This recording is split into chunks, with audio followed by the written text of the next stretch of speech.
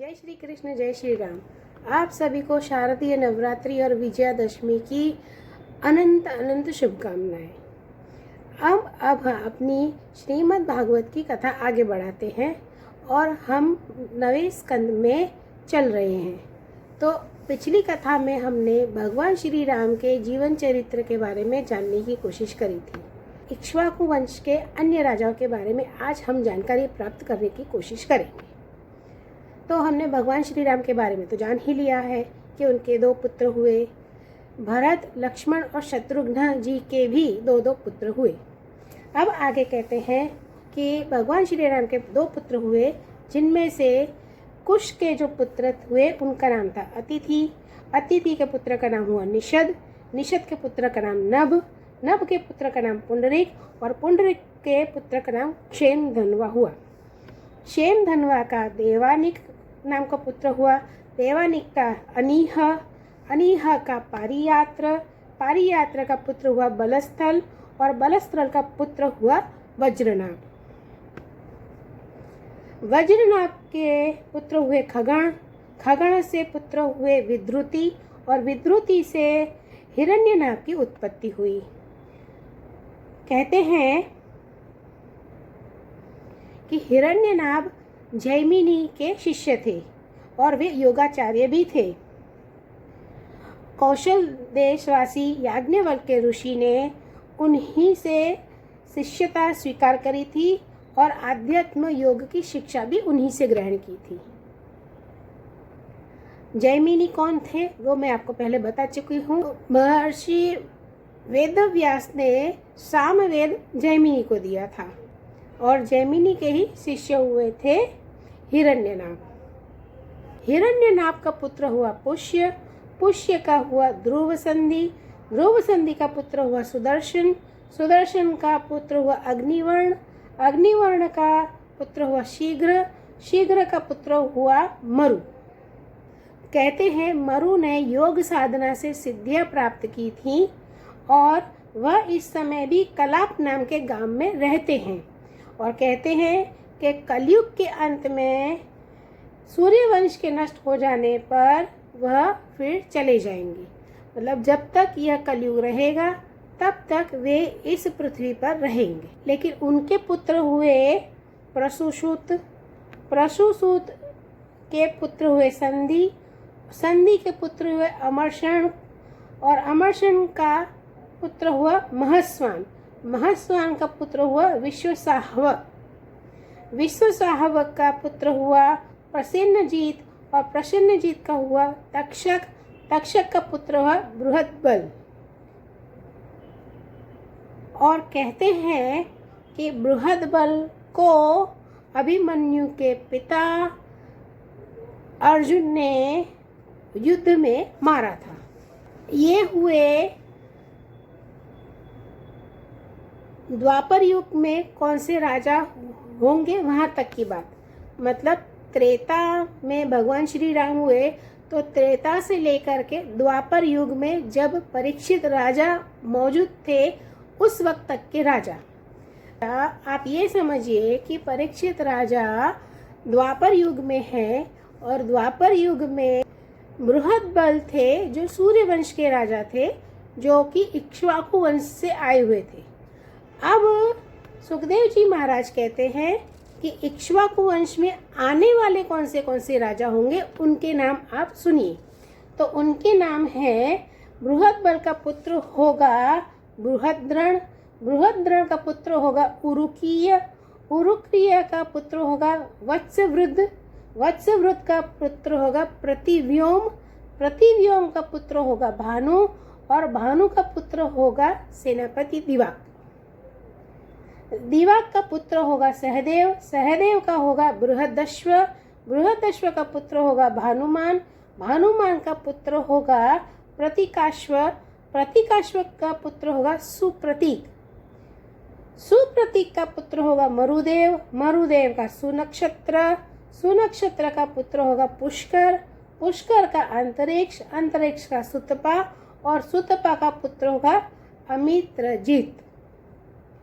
अमित्रजित से बृहद्राज। बृहद्राज से बरही। बरही से कृतंजय। कृतंजय से रणंजय और रणंजय से संजय होगा।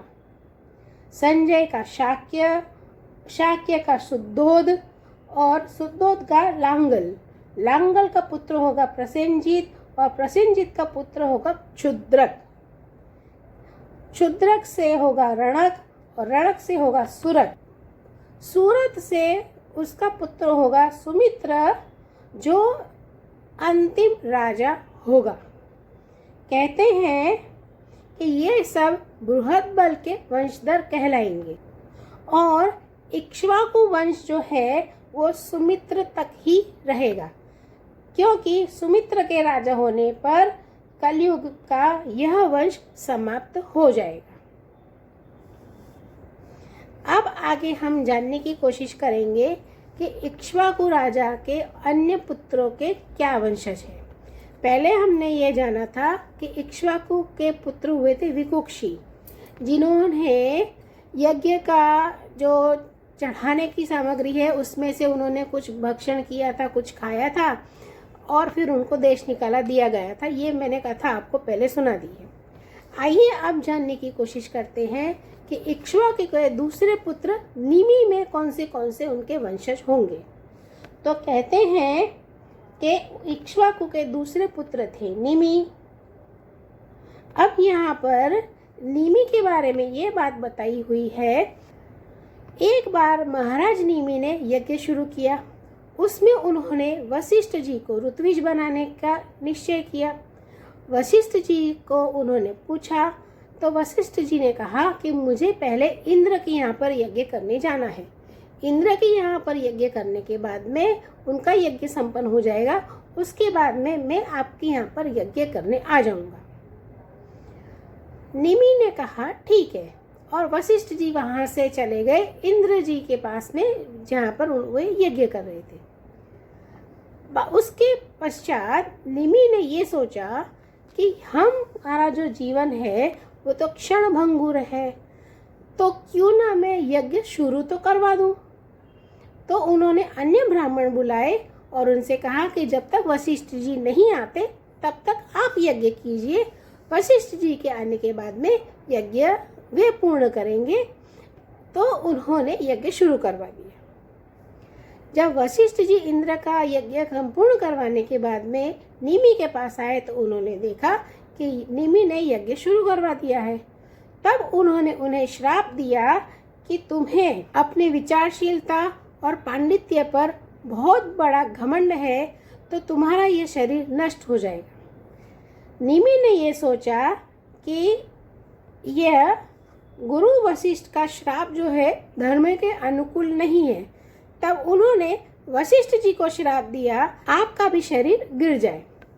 यह कहकर निमि ने अपना शरीर त्याग कर दिया और उधर वशिष्ठ जी जो है उन्होंने भी अपना शरीर का त्याग किया, लेकिन अगले जन्म में उन्होंने मित्र वरुण के द्वारा उर्वशी के गर्भ से जन्म लिया। अब राजा निमि के यहाँ पर कई सारे ब्राह्मण आए थे, श्रेष्ठ मुनि आए थे, उन्होंने देवताओं का आह्वान किया।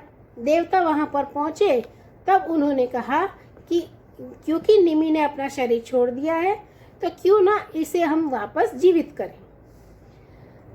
तो देवताओं ने कहा कि ये हम कर सकते हैं। तब उसी वक्त निमि की आत्मा ने ये कहा कि मुझे फिर से शरीर नहीं चाहिए, मैं यहाँ पर आत्मा बनकर ही भ्रमण कर सकता हूँ और मुझे शरीर की आवश्यकता नहीं है। एक बार शरीर मर चुका है तो दोबारा मुझे मरने की इच्छा नहीं है। एक बार जो शरीर छूट गया सो छूट गया, अब मुझे नहीं मरना है, दोबारा मुझे जीवित नहीं होना है, मेरे प्राणों को इस शरीर में न डालें। तब देवताओं ने कहा कि ठीक है, आप यहाँ पर जो भी हाजिर हैं, जो भी मौजूद हैं, जो भी प्राणी हैं, उनकी आंखों से आप इस संसार को देखिए। और इस तरह से निमि ने प्राणों को अपने शरीर में वापस डालने के लिए मना किया। देवताओं ने उन्हें यह आशीर्वाद दिया कि राजा निमि बिना शरीर के ही प्राणियों के नेत्रों से अपनी इच्छा के अनुसार निवास करें। वे वहां रहकर सूक्ष्म शरीर से भगवान का चिंतन करते रहे। इसके बाद महर्षियों ने सोचा कि अगर राजा नहीं रहेगा तो प्रजा में अराजकता फैल जाएगी, इसलिए राजा का होना जरूरी है। तब उन्होंने 2 लकड़ियां ली जिसका उन्होंने मंथन किया। जैसे अरणी लेकर के और अग्नि प्रज्वलित करते हैं, उसी तरह से उन्होंने अरणी और मथानी 2 लकड़ी ली और उसको मंथन किया और उसमें से एक पुत्र उत्पन्न हुआ और उस कुमार का नाम था जनक। विदेह से उत्पन्न होने के कारण, मतलब जहाँ पर देह नहीं था, सिर्फ 2 लकड़ियों के मंथन से उत्पन्न हुआ था, तो विदेह से उत्पन्न होने के कारण उनको वैदेह भी कहा जाता था। और क्योंकि वे मंथन करने से उत्पन्न हुए थे, इसीलिए उनका नाम मिथिल भी हुआ और उन्होंने ही मिथिलापुरी बसाई थी। आगे जनक के पुत्र हुए उदावसु, उदावसु के पुत्र हुए नंदीवर्धन, नंदीवर्धन के पुत्र हुए सुकेतु, सुकेतु के हुए देवरात, देवरात के हुए बृहद्रथ, बृहद्रथ के पुत्र हुए महावीर, महावीर के पुत्र हुए सुद्रुति, सुद्रुति के हुए धृष्टकेतु, धृष्टकेतु का हैरशव और हैरशव का मरु नाम का पुत्र हुआ। मरु से प्रतीपक, प्रतीपक से कृतिरथ, कृतिरथ से देवमीण, देवमीण से विश्रुत और विश्रुत से महाधृति का जन्म हुआ। महाधृति का से कृतिरात, कृतिरात का पुत्र हुआ महारोमा, महारोमा का हुआ स्वर्णरोमा, स्वर्णरोमा का पुत्र हुआ हर्षवरोमा, हर्षवरोमा का पुत्र हुआ सीरध्वज, सीरध्वज के पुत्र हुआ कुशध्वज, कुशध्वज के पुत्र हुआ धर्मध्वज और धर्मध्वज के 2 पुत्र हुए जिनके नाम है कृतध्वज और मितध्वज। कृतध्वज के पुत्र हुए केशीध्वज और मित्रध्वज के पुत्र हुए खांडिक्य। खांडिक्य कर्मकांड में महान थे। केशीध्वज से भयभीत होकर वे भाग गए तो और फिर केशीध्वज का पुत्र हुआ भानुमान और भानुमान का पुत्र हुआ शतद्युम्न, शतद्युम्न से हुए शुचि, शुचि से सनद्वाज, सनद्वाज से ऊर्ध्वकेतु, ऊर्ध्वकेतु से अज, अज से पुरुजीत, पुरुजीत से अरिष्टनेमी, अरिष्टनेमी से श्रुतायु, श्रुतायु से सुपार्श्वर्क, सुपार्श्वर्क से चित्ररथ और चित्ररथ से क्षेमाधिक का जन्म हुआ। क्षेमाधिक से समरथ, समरथ से सत्यरथ, सत्यरथ से उपगुरु और उपगुरु से उपगुप्त नाम का पुत्र हुआ। उपगुप्त का वसनवंतन, वसनवंतन का युयुध, युयुध का पुत्र हुआ सुभाषण, सुभाषण का श्रुत, श्रुत का जय, जय का विजय और विजय का रुत नाम का पुत्र हुआ। रुत का पुत्र हुआ शुनक, शुनक का वितहव्य, वितहव्य का धृति, धृति का पुत्र हुआ बृहलाश्व, बृहलाश्व का पुत्र हुआ कृति और कृति का पुत्र हुआ महावशी। ये सब मिथिल के वंश में उत्पन्न होने वाले सभी मैथिल कहलाए। आज हमने इक्ष्वाकु वंश के राजाओं के बारे में जानकारी प्राप्त करने की कोशिश की कि आगे कलयुग का अंत होने तक में कौन से राजा होने वाले हैं और पहले कौन से राजा हो चुके। त्रेता युग में कौन से राजा हुए, द्वापर में कौन से हुए और कलयुग में कौन से राजा होंगे, कलयुग के अंत तक में कौन से राजाओं का जन्म होगा। आगे की कथा में हम चंद्रवंश के वर्णन का बारे में जानकारी प्राप्त करेंगे कि चंद्रवंश में कौन से राजा हुए। तब तक के लिए आज्ञा दीजिए। धन्यवाद।